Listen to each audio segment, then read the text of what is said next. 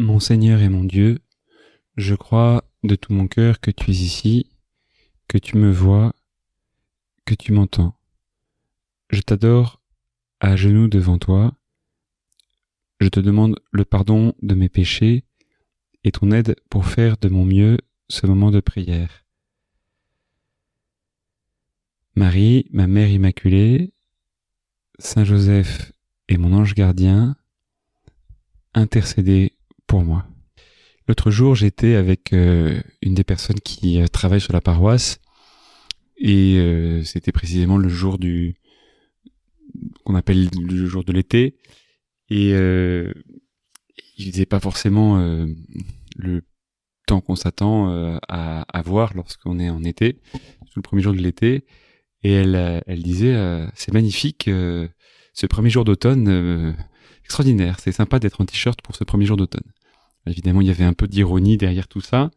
Jésus, parce qu'elle était étonnée du fait que, eh bien, on semblait commencer l'été, enfin en tout cas c'est ce que les dates semblaient nous indiquer, et le froid et la pluie nous faisaient plutôt sentir, voilà, on a un début d'automne. C'est un peu compliqué, on n'a pas de printemps, on est en train de passer sur l'été, on va peut-être arriver à l'automne directement.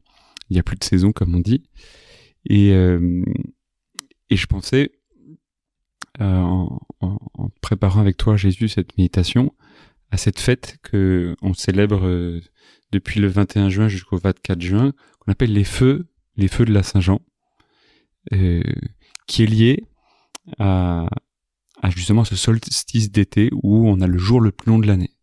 Le jour le plus long de l'année, on le fête entre le 21 et le 24 juin, ou certains disent à partir du 19 juin même. Et si on fête ce jour le plus long de l'année, en ce moment, les jours sont longs, mais ils sont pluvieux aussi. Mais encore une fois, c'est lié à Saint-Jean, les feux de la Saint-Jean. Pourquoi les feux de la Saint-Jean ? Parce que ça se prolonge et donc il y a toute une fête autour de cette célébration qu'on pourrait appeler célébration du jour le plus long. Mais alors je me pose une question, Jésus, dans la foi chrétienne, on sait qu'il y a une date qui est super importante, c'est ta naissance. On sait que ça, c'est une date extrêmement importante. Combien il y a de films qui sont faits autour de Noël, combien il y a de choses qui se passent autour de Noël, et combien est-ce qu'on est tous heureux à l'approche de Noël, même au cœur de l'hiver. Ça nous donne comme, en tout cas pour ceux qui habitent dans les pays froids, comme une lumière au milieu de ces jours qui réduisent et de ce froid qui se fait de plus en plus intense. Et puis on célèbre aussi la nativité de ta maman, quand ta maman est née.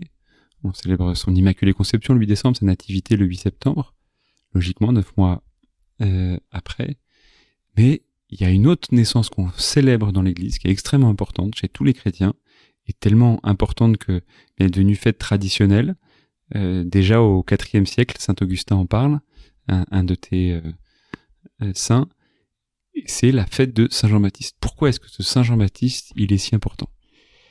Toi qui pries avec moi, qui essaie de parler avec Jésus, de profiter de ce moment de calme peut-être au milieu de ta journée pour écouter Jésus. Et puis peut-être tu as déjà lu les évangiles et tu auras remarqué que Jean-Baptiste apparaît à chaque fois, dans chacun des 4 évangiles, avant que Jésus arrive. Il y a le baptême de Jésus par Jean-Baptiste. Même Jean-Baptiste, il refuse, il dit « Bah non ». Et toi, Jésus, tu dis « Si, je vais te baptiser ». Même dans Saint Marc, on commence par ton baptême, Jésus. Dans Saint Luc, c'est encore plus fort, on commence par l'annonce de la naissance de Jean-Baptiste, qui précède, Seigneur, l'annonce de ta naissance. Alors pourquoi ça ? Non, est-ce que les évangiles, ils n'avaient pas trop quoi dire ? Alors ils vont raconter cette histoire-là. Quelle est la valeur de cette fête, le rôle de cette fête ? Et justement, Jean-Baptiste, il est là pour nous dire une chose. Pour nous dire, prépare ton cœur à rencontrer Jésus. Prépare ton cœur à rencontrer Jésus. Parce que dans pas longtemps, il y a Jésus qui va arriver. Et, en fait, il y a des rencontres, on peut les faire comme ça, bon, ok, on se voit. Mais la rencontre avec toi, Jésus, ça se prépare. Et comme le risque, quand on prépare une rencontre, ça peut être de vouloir absolument être parfait avant la rencontre, de vouloir absolument avoir tout bien préparé parce qu'on est hyper stressé, parce qu'il y a Jésus qui va venir, etc. Et donc il y a une espèce d'angoisse, ah mais qu'est-ce qu'il va penser de moi?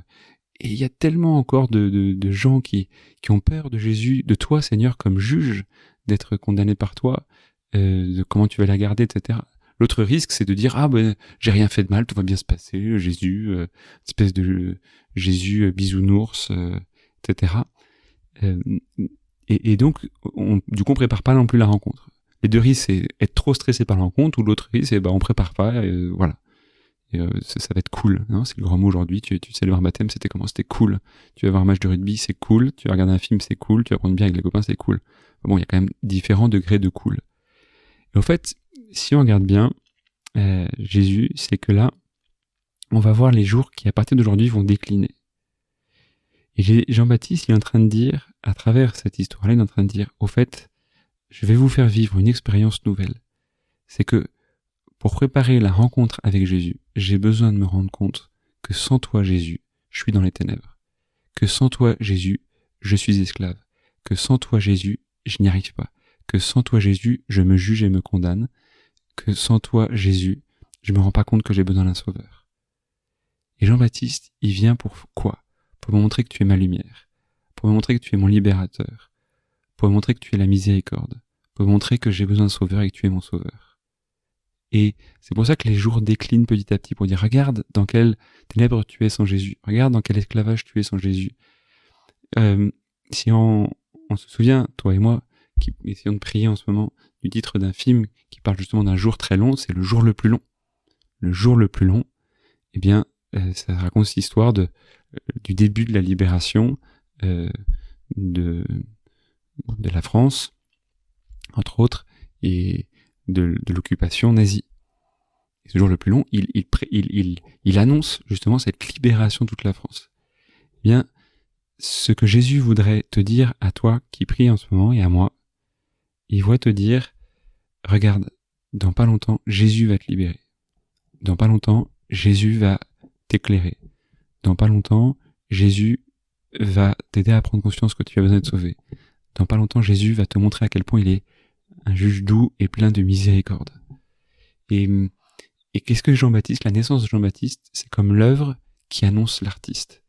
C'est comme le peintre qui annonce la peinture, qui annonce le peintre. Je pensais à un truc idiot, mais dans un défilé de mode, t'as d'abord toutes les personnes qui défilent. C'est pas que j'en ai vu, je crois que j'en ai jamais vu, mais je pense que t'as d'abord toutes les personnes qui défilent, et ensuite t'as le type qui a cousu tous ces trucs-là qui apparaît, et alors il le félicite tous, etc.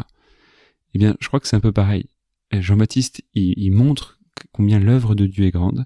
Et Jean, ça veut dire Dieu fait miséricorde. C'est-à-dire le Seigneur fait miséricorde, Johannes. Et donc, à travers la contemplation de qui est Jean-Baptiste, de la naissance, de cette naissance un peu miraculeuse où justement, c'est deux personnes, un homme et une femme qui n'arrivent pas à avoir d'enfant, et le Seigneur, tu leur donnes d'avoir un enfant, et puis on dit, voilà, il faut qu'il porte le même nom que son père Zacharie, et à travers l'Esprit Saint, tu insuffles à son père et à sa mère, disant non, on va changer le cycle, hein, et maintenant il s'appellera Jean. Et tu vois, encore il y a pas longtemps, je discutais avec une personne qui me dit, mais j'arriverai jamais, de toute façon j'ai jamais réussi jusqu'à présent, et donc j'arriverai jamais à pardonner.